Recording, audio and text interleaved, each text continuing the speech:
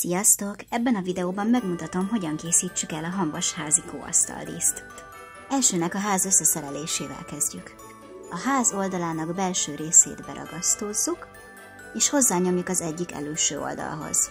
Arra figyeljünk, hogy mindenképpen derékszöget szárjon be, illetve hogy az alja az passzoljon egymáshoz. Ha fent van mind a két oldal, jöhet a másik, hátulsó rész. És az oldalsó részeknek a belső peremét ragasztózzuk be, és ráillesztjük a hátsó részt.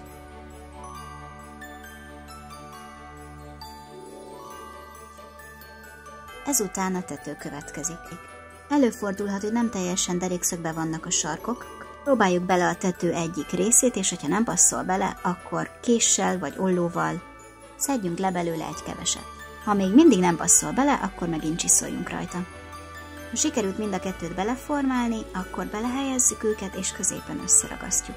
Ha nagyon lejár a tető, akkor egy kicsit alulról is összeragaszthatjuk az alappal.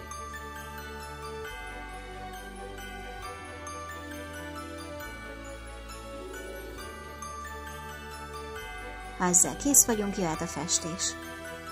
A tetőt, illetve a felső peremet vékony rétegben bekenjük a hópasztával, és még nedves állapotában csillámport szórunk bele. Mielőtt ezt megtesszük, pakoljunk magunk alá egy papírt vagy papírtörlőt, amire később rá tudjuk rázni a felesleges csillámport. Ezután a lepotyogott csillámport még vissza tudjuk rátenni. Ami megmaradt, azt tegyük félre, később szükségünk lesz rá. Ezután vékony rétegben befestjük az alapot is.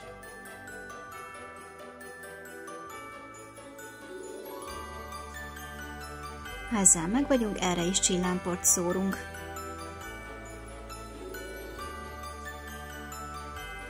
Majd lerázzuk a felesleget. Ezután a csillámporra már nem lesz szükségünk. A nagyobb darabokat vegyük ki a megmaradt csillámporból, de a többit vissza lehet tenni a kis zacskójába. Ezután hagyjuk megszáradni. Majd elkezdjük az alap díszítését.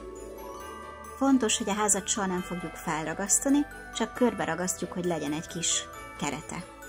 A terméseket úgy ragasztjuk körbe, hogy meglegyen a keretünk. Ha már nagyjából megvan, akkor levehetjük a házat, és úgy folytathatjuk tovább a díszítést.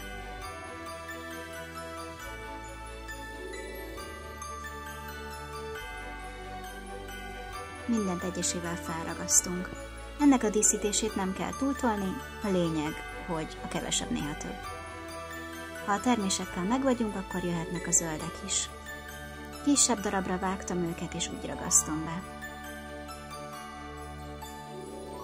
Ha az alappal megvagyunk, visszateszem a házikót, és a ház teteje következik. Oda is felragasztok pár termést és pár növénykét.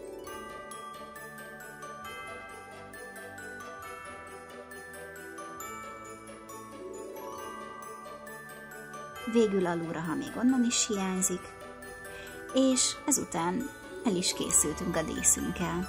Köszönöm, hogy velem alkottatok. Sziasztok!